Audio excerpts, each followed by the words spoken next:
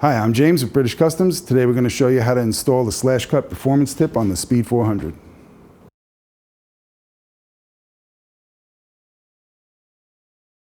So by now you should have watched the video to uninstall the stock muffler from the Speed 400. If you haven't, go watch that video, get that done, you get to this point. The only other thing you would add to that is we're going to remove this bushing here. Doesn't need to be in there. Now we're going to take the slash cut performance tip. You want to make sure you got your Allen screw there. If that's poking out at all, it's not going to slide on. So you need to make sure that that's backed up so that you can't feel it at all there. Slide it on.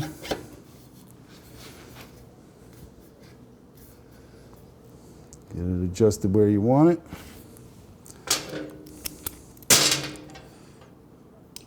Then with a 3mm Allen, I'm going to tighten up that set screw.